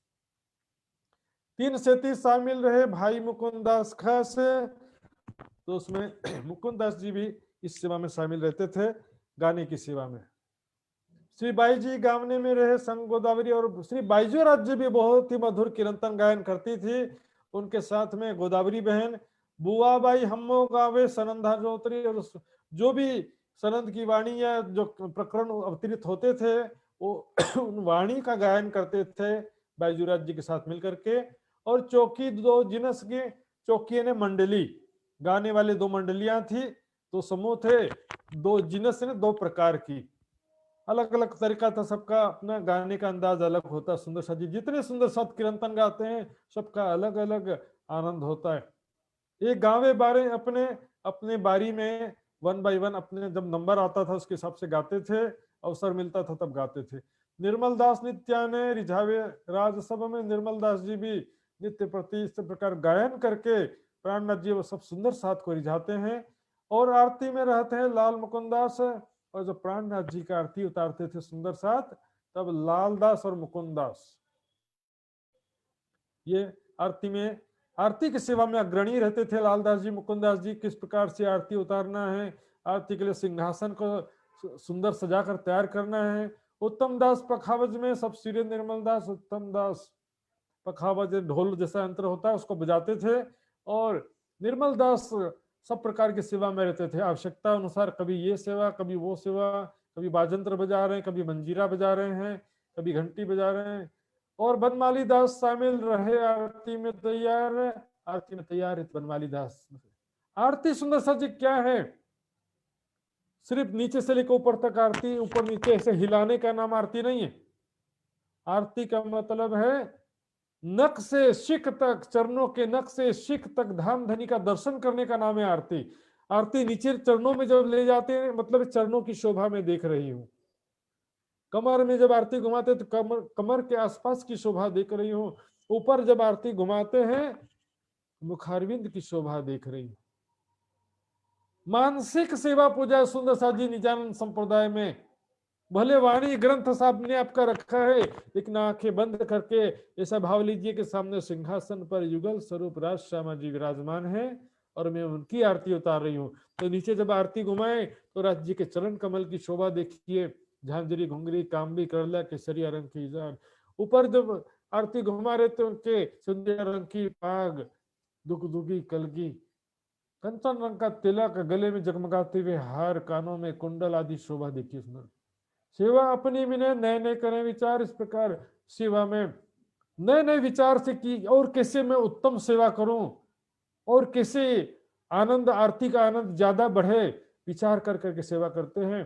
खिमाई दास ताल बजावत, खिमाई दास जी ताली बजाने की सेवा करते हैं, ये भी एक सेवा। कन्नड़ गावने में कन्नड़ भाई गाने की सेवा करते हैं। कल्याण कला जमावत, कल्याण भाई कला हुनर से जो है सबको व्यवस्थित रूप से करते हैं। देखिए सुंदर, संगीत एक कला है, ताल सुर का मिलान ना हो और एक आगे गा रहा है दूसरा पीछे गा रहा है, अव्यवस्था होने से संगीत का फिर आनंद गड़बड़ हो जाता है। तो सबको मिलान करके सिस्टमेटिक साथ में गाओ सब लोग, ऐसा सेटिंग करना, सबको साथ में गाना है, स्वर और ताल के हिसाब से गाना है, उसमें ज्यादा आनंद आता है। ये सभी आरती समय इस प्रकार आरती में सभी गाने की सेवा करते हैं, वाद्य यंत्र बजाने की सेवा करते हैं और साथ सब ठाड़ा रहे। छबिल दास बजावे शंख, सुंदर साथ सब खड़े रहते हैं। छबिल दास जी इस समय शंख बजा करके सुंदर साथ जी सेवा करते हैं। आरती संध्या समय होते हैं, इस प्रकार संध्या के समय आरती होती है। करे मगन होए निसंग, सभी सुंदर मग्न होकर के परम धाम के आनंद में डूब करके निसंग संशय रहित होकर के आरती उतारते हैं। 11 उच्छो कौशल्या के पधराए घरोराज। अब यहाँ पर कौन कौन सुंदर साथ ने भोजन की सेवा किया वो आता वर्णन। 11 बार कौशल्या बहन ने अपने घर पर 11 बार प्राणनाथ जी को पधराया, उनको भोजन खिलाया। सेवा करी भली भांत तो सब पूरे मनोरथ काज है, अच्छी प्रकार से सेवा किया। धाम धनी भी उनकी कामनाएं पूर्ण किया। सुंदर साथ जी ठीक है, ज्ञान मुक्ति के लिए ज्ञान आवश्यक है, लेकिन सेवा का भी जो है जिस भाव से सेवा किया जाता है उसका फल भी मिलता है। आपने संसारिक कामनाओं के हेतु से सेवा किया है तो संसारिक फल तो मिल जाएगा, नहीं मिलेगा ऐसा नहीं, लेकिन आत्मिक फल जो लेना है उसके लिए आपको ज्ञान, वाणी मंथन और निस्वार्थ सेवा, चितवनी आदि चीजें करनी पड़ेंगी। दो उच्छो तिवारी उदय तिवारी जी ने भी 2 बार प्राणनाथ जी सुंदर साथ को बुलाया था। घरों पधराए अपने, एक भतीजा घासी जान गुरु बैरागीपन, एक बार उनके भतीजा था घासी नाम के, उन्होंने भी एक बार बुलाया था। उनको एक संत महात्मा बैरागी समझ करके उनको गुरु धारण किया, उनको बुलाया था भोजन के लिए। रामजनी भगवती तिनकी महतारी ने उच्छव कर पधराए जान, अपने अपना धाम का धनी जानकर उनको अपने भोजन के लिए अपने घर पे पधरावनी किया। सुंदर साथ जी नाम है रामजनी और भगवती और उनकी माता ने। मकरंद ने उत्सव किया, तन मन धन सौंपे मकरंद भाई ने भी सेवा किया। सुंदर साथ जी देखिए, भोजन पैसे से मैं अपना स्वादिष्ट भोजन खरीद के अपना खा लूं, उससे कोई लाभ नहीं है। भोग में तो रोग होगा, नुकसान है, बल्कि लाभ तो है नहीं। लेकिन सुंदर से उस पैसे से सुंदर साथ की सेवा, मजबूर, मोहताज, गरीब और लाचार लोगों की भी सेवा करेंगे। निस्वार्थ सेवा आपका कल्याण करे, आपका हृदय निर्मल करेगा। उस निर्मल हृदय में ज्ञान और प्रेम का बीज अंकुरित होगा। निर्मल हृदय, मैं दर्पण के सामने खड़ा हूं, किसी शायर ने कहा है गालिब हर बार यही गलती मेरे से होती रही, थोड़ा सा भूल गया हूं, मिलता जुलता थोड़ा शब्द आगे पीछे होगा, लेकिन भाव समझिएगा। हर बार यही गलती होती रही, धूल थी चेहरे पर और दर्पण को साफ करता रहा। धूल चेहरे पर लगा था और दर्पण को साफ करता रहा। सुंदर साथ जी हृदय निर्मल नहीं है और बोलेंगे कि दर्शन, हृदय निर्मलता कैसे होगा? योग दर्शन के पहले 2 अंग है यम और नियम, वो रहनी के विषय में है। वो रहनी आचरण जीवन में नहीं होगा। अपरिग्रह, जरूरत से ज्यादा धन इकट्ठा न करना, अनीति से धन नहीं कमाना, अस्ते यानी चोरी न करना, अनीति से धन नहीं कमाना ही है। ब्रह्मचर्य यानी संयमित जीवन, अहिंसामय जीवन और तपोमय जीवन, संतोषमय जीवन, ऐसे जो नियम की बातें रखी हैं, स्वाध्याय और तप और ईश्वर प्रणिधान आदि जो बातें हैं, रहने की बातें सुंदर साथ जी, इससे जो है आगे निस्वार्थ सेवा से वाणी मंथन चितवनी से ये रास्ता गुजरता है, शॉर्टकट के चक्कर में पड़े रहते हैं। बस गुरु जी की कृपा से कल्याण हो जाएगा। प्राणनाथ आव्या छे लई जसे, कैसे ले जाएंगे भाई? घोड़े पर बैठा के ले जाएंगे क्या पक्षी पर बैठा के ले जाएंगे? जिब्रील कोई पंख वाला पक्षी थोड़ी के दो बाजू उसके ऊपर बैठा के ले जाएंगे। जो उसकी शक्ति है, बस जो उसकी शक्ति के द्वारा ध्यान में हमारी सुरता जाती है, उसी को कह दिया कि ले जाएंगे।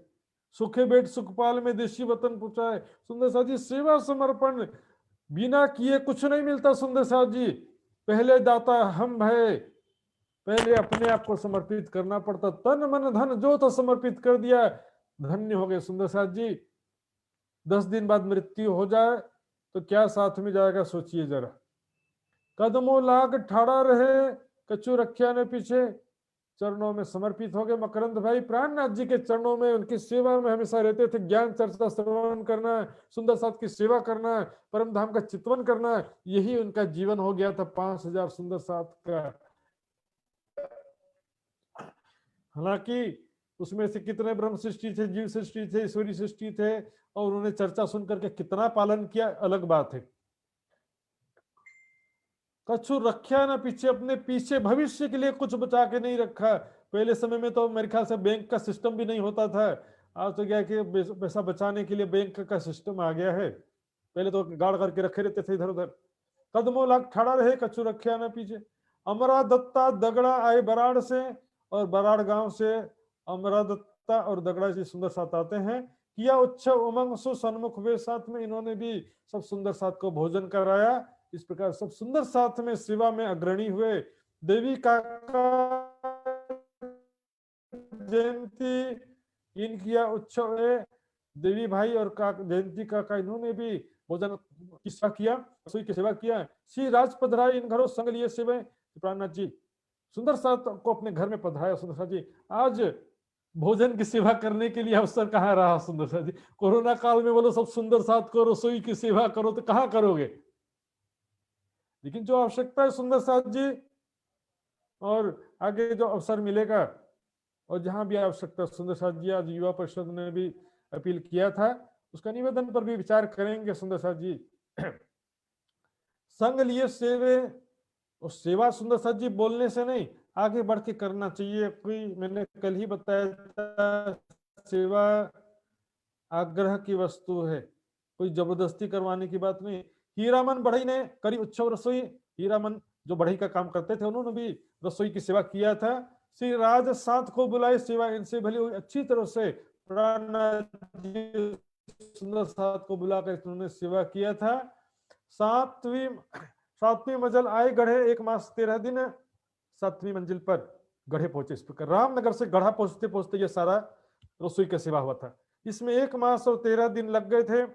हुक्म हुआ श्री राज का, जाओ सुल्तान पे मोमिन है।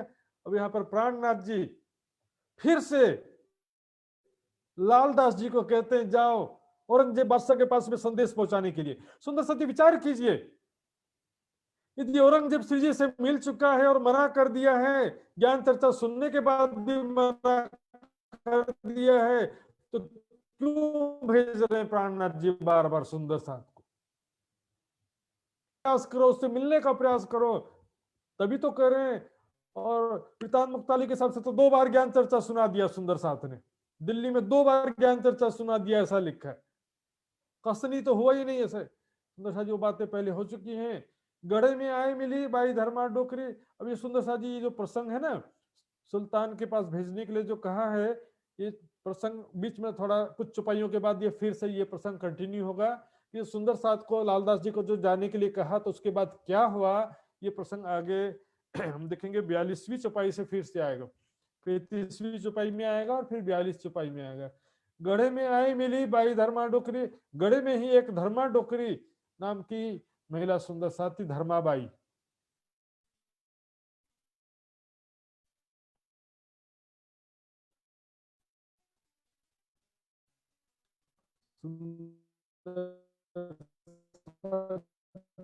डोकरी शब्द ये यहाँ पर बुंदेलखंड और छत्तीसगढ़ में ये बुजुर्ग महिला को कहा जाता है। ईमान लियाई सुनते कछु शक न इनकरी। और वाणी चर्चा सुन करके, प्राणनाथ जी की ज्ञान चर्चा सुनकर तुरंत विश्वास ला, भी संशय नहीं किया। अनंत रामाया और हर बाई संग के और सदानंद निष्ठा में ये सभी। और वासु केसर उज्जैन के सुंदर सा वासु और केसर, उदेती खिमोती दयाली मोहन धनबाई, इन पर ये सारे सुंदर साथ प्राणनाथ जी के चरणों में आते हैं। फकीरा बेनी बहन थी, करमेती परवान मानिक और पूर्व बहू और लक्ष्मी आई, सभी नाम है सुंदर साथी। बेनी बहन, करमेती बाई, माणिक बाई, पूर्व, ये सभी सुंदर साथ महिला सुंदर साथ के नाम थे। और गोवर्धन और भट्ट मुकुंद जी, देवीदास हरखो गढ़ा में आए, रूह कदमों दी, अपनी आत्म धाम धनी के चरणों में समर्पित कर दिया। आत्म रूह का मतलब यहाँ पर अपनी चेतना से या अपने जीवन की बात है। सुरता को क्या समर्पित करेंगे? रूह का मतलब है अपना जो है तन मन चिंतन ध्यान, अपना जीवन जो है धाम धनी के चरणों में समर्पित कर दिया। बिंदा बिहारी संत दास वेश्य दुर्जन सिंह जे, बिंदा भाई बिहारी संत दास वेश्य, जो दुर्जन संत दास वेश्य और दुर्जन सिंह, खांडे राय रूप सिंह कीरत सिंह कदमों पहुंचे। ये भी कुछ क्षत्रिय हैं कुछ वेश्य हैं। तो साथी मैंने यहाँ पर लिखा है इसलिए बताया। वास्तविकता ये कि ये तो कर्म के हिसाब से जाति कह सकते हैं, लेकिन उसको भी क्या हो सकता है कहने के लिए। कर्म की बात करो कि व्यापारी है, ये कृषि है, बस बात खत्म है। पुराने समय में जो ये व्यवस्था बनाया था, आगे चल करके वो व्यवस्था बोझ बन गया। वर्ण व्यवस्था जो कहते हैं, वर्ण व्यवस्था यानी कि ब्राह्मण का कर्म क्षत्रिय का कर्म निर्धारित किया, तो सभी अपने अपने हिसाब से करते थे। आज तो देखो ब्राह्मण भी सेना में शामिल हैं, क्षत्रिय भी नौकरी कर रहे हैं। उसमें कर्म के हिसाब से वर्ण भी हो सकता है, लेकिन वो भी कहने की क्या आवश्यकता है। खांडे राय रूप सिंह आदि कहा गया। दरसा धर्मोल रतन और कुशल सिंह मधुकर, मायाराम वैद्य वहां का, लाल शाह भदौरिया, यूं कर सब लाल शाह भदौरिया कुशल सिंह, सब ये प्राणनाथ जी के चरणों में आने वाले सुंदर साथ का नाम है। अब देखिए जो लालदास जी को हुक्म हुआ तो फिर से प्रसंग आता है। इन समय लालदास को हुआ हजूर का हुक्म, प्राणनाथ जी का आदेश हुआ लालदास जी को, जाए कहो सुल्तान को ले आए फिर पैगाम पर, तुम जा करके औरंगजेब बादशाह के पास जाओ। बादशाह से सीधे से तो नहीं मिल सकते ना, जा करके फिर से उनका कहो कि हम तुम्हारे ऊपर संदेश लाए हैं, उनसे मिलने का प्रयास करो, उनको ज्ञान चर्चा सुनाने का प्रयास करो। सुंदर साथ जी पहले मिले होते सुंदर साथ से या प्राणनाथ जी से और ज्ञान चर्चा सुना होता, चाहे सुंदर साथ से या प्राणनाथ जी से भी मिले होते तो ज्ञान चर्चा नहीं सुना उसमें। और यदि नहीं सुना तो अब क्या सुनेगा फिर? प्राणनाथ जी को यदि उसने ऐसा कहते हैं कि भी शरीयत के बात को लेकर के मना किया कि हकीकत मार्फत नहीं, शरीयत का पालन करो, हकीकत मार्फत को छोड़ो, शरीयत को लेकर के चलो, तो पहले ही ज्ञान चर्चा सुन करके नहीं माना वो, तो अब क्या सुनेगा? यदि प्राणनाथ जी क्यों सुंदर साथ लालदास जी को बार बार भेज रहे हैं? क्योंकि वो पहले सुंदर साथ से भी बात नहीं कर पाया, प्राणनाथ जी से तो सवाल ही नहीं उठता। सुंदर साथ जी पूस सुदी 5 को बीरजुदई खबर। अब यहाँ पर पुष महीने के पौष महीने के शुक्ल पक्ष के 5वीं को बीरजू नाम के सुंदर साथ ने प्राणनाथ जी को आके खबर दिया। रामनगर राजा ने स्थल खोदियो भली पर, जो वहां पर रामनगर में केतकी नदी के किनारे अस्थाई हवेली बनाया था सुंदर साथ ने, रामनगर के राजा ने उसको तोड़वा दिया है, तोड़ दिया है, ताकि कहीं दोबारा ना आ जाए, तोड़वा दिया। ये जो प्राणनाथ जी सुंदर साथ अपने हाथों से बनाया था, सुन कान दुख पाइया, बहुत दुख हुआ कि हमने इतना मेहनत से बनाया था उसको। फिर वापस अभी जाने का कोई प्लान तो नहीं था, लेकिन तोड़ा क्यों उसको? बहुत दुख हुआ सब सुंदर साथ को। हुआ गढ़ा खराब। अब गढ़े में ये दुखद खबर मिली। दुखद तो सिर्फ दुखद की बात नहीं है, इसमें एक गुनाह उनका जो द्वेष भावना यहाँ पर पता चला गढ़ा में। तो गढ़ा में 2 घटना हो गया। एक तो हाकिम वहां का जो तो लूटने का इरादा किया, हमने पहले सुना भी, और दूसरा ये खबर मिल गया, तो हुआ गढ़ा खराब। गढ़ा का जो है भाग्य ही खराब हो गया।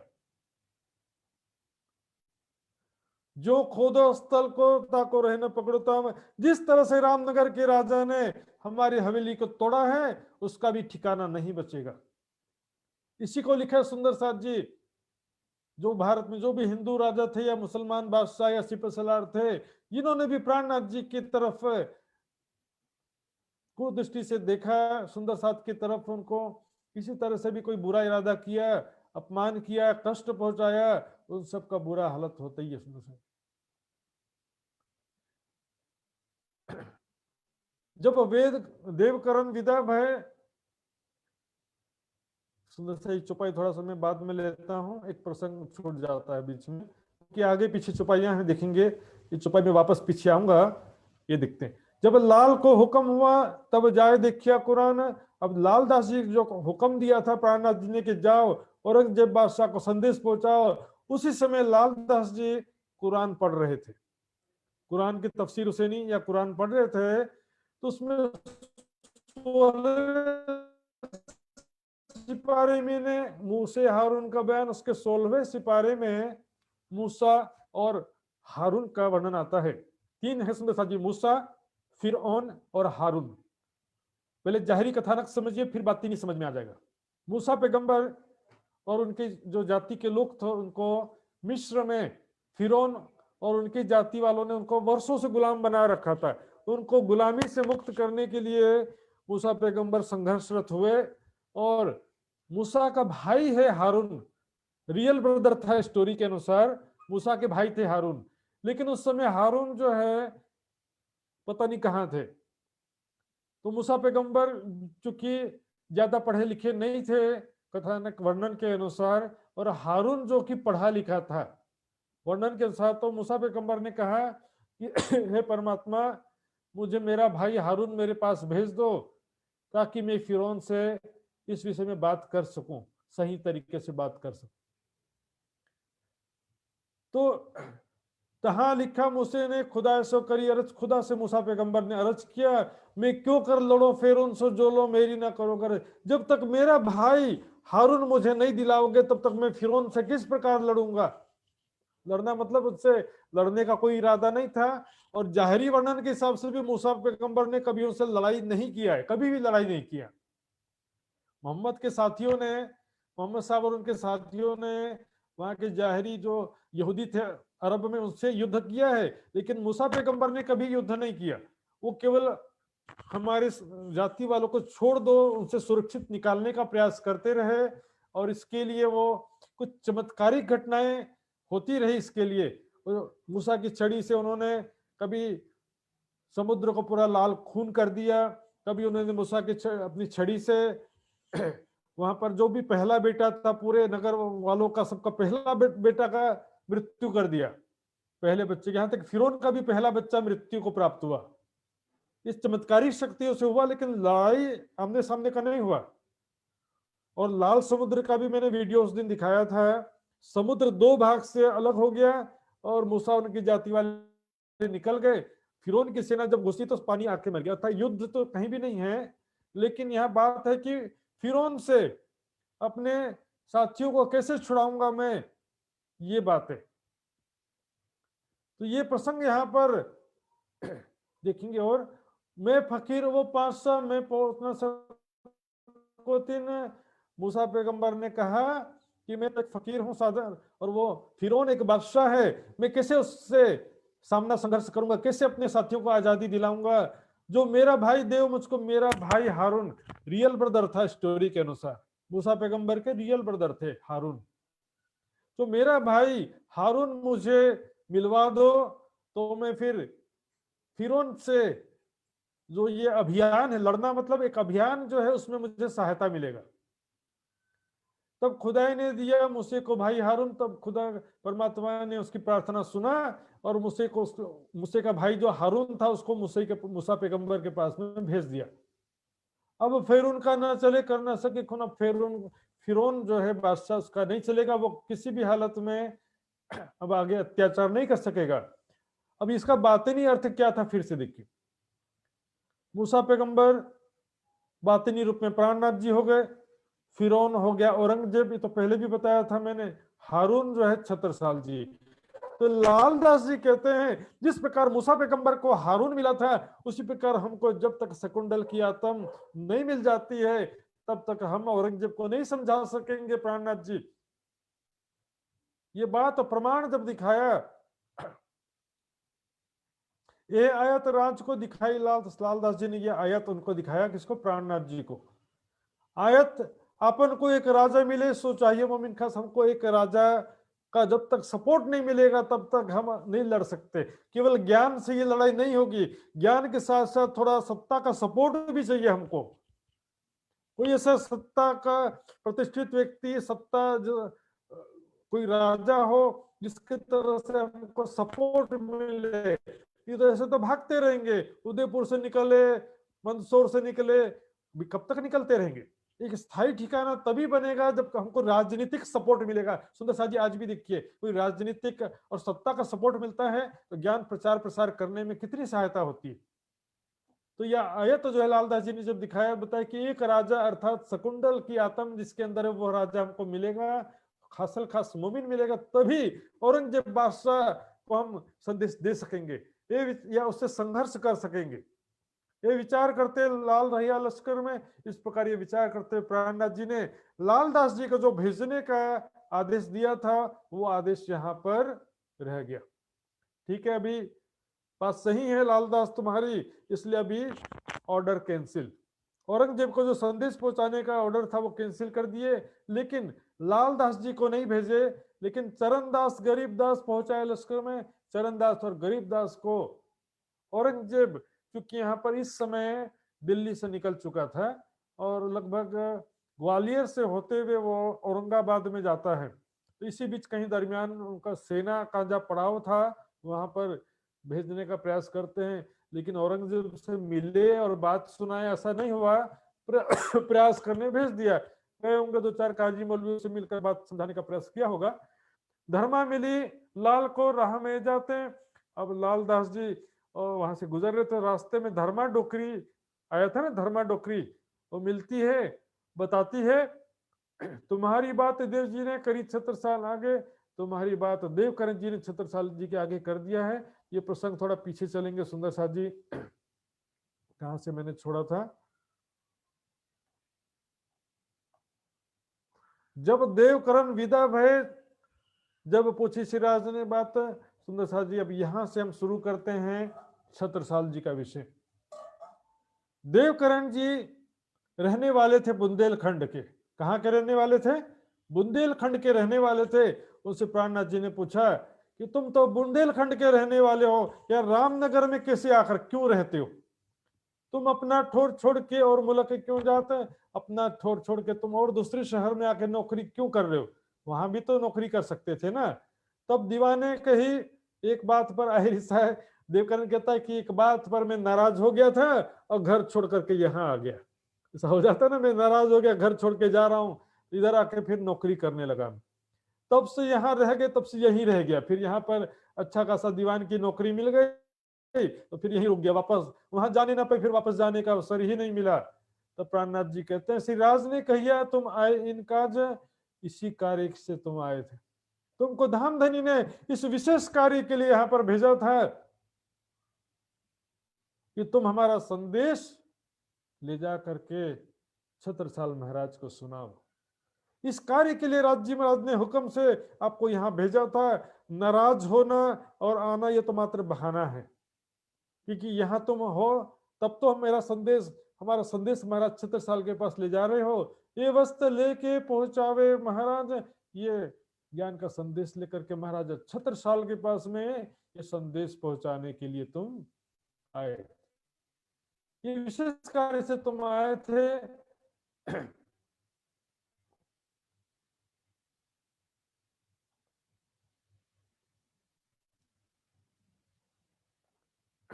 तो सुंदर साथ जी छत्रसाल जी का प्रसंग मैं भी शुरू नहीं करूंगा, क्योंकि वो शुरू करूंगा तो अच्छी तरह से समझाना पड़ेगा। छत्रसाल जी का इंट्रोडक्शन परिचय कल शुरू करूंगा। अभी कुछ और चौपाइयां हैं जो सिर्फ नाम से संबंधित हैं, तो वो सुनते हैं कौन कौन सुंदर साथ जागृत हुए थे। बूढ़ी बूढ़ा मोह आई, कमलावती, रतन, ये सब नाम है सुंदर साथ जी। राघव दास, रेवादास, चारों मिल मोमिन, बूढ़ी बूढ़ा गांव में ये सब सुंदर साथ थे। कमलावती, रतनबाई, राघव दास, रेवा दास, चारों सुंदर साथ बूढ़ी बूढ़ा नाम के गांव में आते हैं। लखी राम ने पढ़ने लिखाया नाम अपना, लखी राम भाई ने पन्ना जी में आकर के सुंदर साथ में अपना नाम शामिल किया। मैं तुम्हारे साथ आऊं, मैं जहान जाना स्वप्न, मैंने संसार को सपना समझ लिया है, मैं अब बाकी जीवन आपके चरणों में बिताना चाहता हूं। रामदास ने उत्सव किया, मीने रहम तर रहम, कृपा के सागर, रहम तर यानी रहम यानी दया, प्रेम, प्रेम के सागर प्राणनाथ जी को अपने घर में बुला करके उन्होंने रसोई का सेवा किया। तिने कहा मैं हो तुम्हारा, बस मैं अब आपका हो चुका हूं, आपके चरणों में समर्पित हो गया हूं। जग सुपना दिया का संसार को सपने के समान समझ लिया, अपना तन मन धन जीवन धाम धनी के चरणों में समर्पित कर दिया। बाकी जीवन अपने निज घर को याद करते हुए बिताया। संतावरी दीपा मिली, गोकुलदास की माँ, इस प्रकार संतावरी दीपा बहन ये गोकुलदास की माँ 11 दिन बिलहरी रहे, सब चले हुए जब इस प्रकार 11 दिन रास्ते में बिलहरी गांव में रहते हैं। और वहां से इकट्ठे होकर के जो नए सुंदर साथ भी जागृत हुए हैं, सब साथ होकर के आगे बढ़ते हैं। श्री मोहम्मद के मोमिनो एक गढ़ा कीवी तक, ये गढ़ा कीवी तक बताया है। अब आगे जो है अगरिये से होते हुए पन्ना जाते हैं। आगे कहो पन्ना की जो है हुक्म, अब आगे पन्ना जी कभी तक आएगा। इसमें सुंदर साथ जी मैंने ऊपर कुछ चौपाइयां छोड़ी हैं, क्योंकि देवकरण जी के बारे में पहले आया था, शुरू 1 नंबर से 7 नंबर की चौपाई में बीच आया था, फिर बीच में अभी यहाँ पर आ गया था। तो सुंदर साथ जी 38 से 41 चौपाई में आया था। उसके बाद फिर अगले प्रकरण में फिर आएगा। ये तीनों विषय को मैं, और बुंदेलखंड और छत्रसाल जी महाराज का जो इतिहास है उस विषय को मैंने आज इसलिए शुरू नहीं किया क्योंकि एक वो विस्तृत है, एक कंटिन्यूटी है, उसको एक साथ हम कल विस्तार से समझेंगे और उसके बाद फिर आगे की वितक शुरू करेंगे। सुंदर साथ जी, आइए सुंदर साथ जी चौपाई दोहराते हैं सब मिलकर के। श्री मोहम्मद कहे मोमिनो, श्री मोहम्मद कहे मोमिनो, ए गढ़ा की बीतक, ए गढ़ा की बितक, आगे कहो करना की, आगे कहूँ करना की, है हुक्म हक, जो जो है है हम हक, है हुक्म हक, जो है हक। बोलो श्री प्राणनाथ प्यारे की जय, राम के धनी की जय, सर्व सुंदर साथ की जय। समस्त सुंदर साथ जी के कोमल चरण में आज हमने सुना सुंदर साथ जी किस प्रकार शेख खिजर श्री जी के चरणों में समर्पित होते हैं। भुरकी का प्रसंग भी सुना सुंदर साथ जी। इस तरह की अफवाहों की वजह से कई लोग प्राणनाथ जी के चरणों में नहीं आ पाते हैं। बहुत सारे सुंदर साथ का सेवा समर्पण के विषय में भी सुना हमने, उनके नाम भी आए यहाँ पर।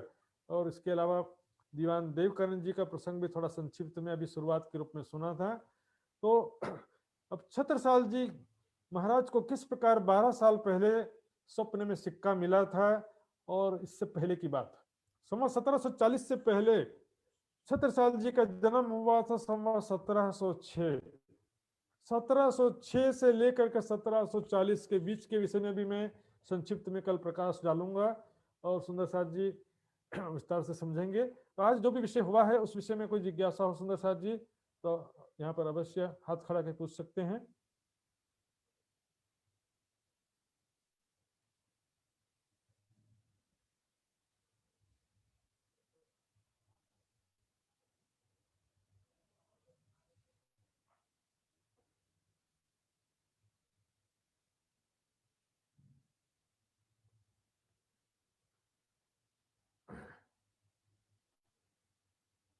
आइए सुंदर साथ जी,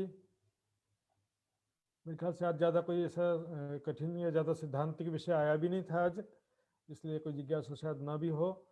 फिर भी सुंदर साथ जी मैं अपना व्हाट्सअप नंबर यहाँ फिर से लिख देता हूँ। जो सुंदर साथ फेसबुक या यूट्यूब से भी सुनेंगे उन सब की जानकारी के लिए वो व्हाट्सअप नंबर में लिख करके पूछ सकते हैं, या फोन करके भी इस नंबर पे जानकारी संशय दूर कर सकते हैं। ऐसे सुंदर साथ जी, मैं नित्यानंद युवा परिषद के आदरणीय अध्यक्ष श्री लक्ष्मण निपानी जी से निवेदन करूंगा कार्यक्रम की रूपरेखा का करेंगे और सब सुंदर साथ के चरणों में कोटान कोट प्रणाम जी।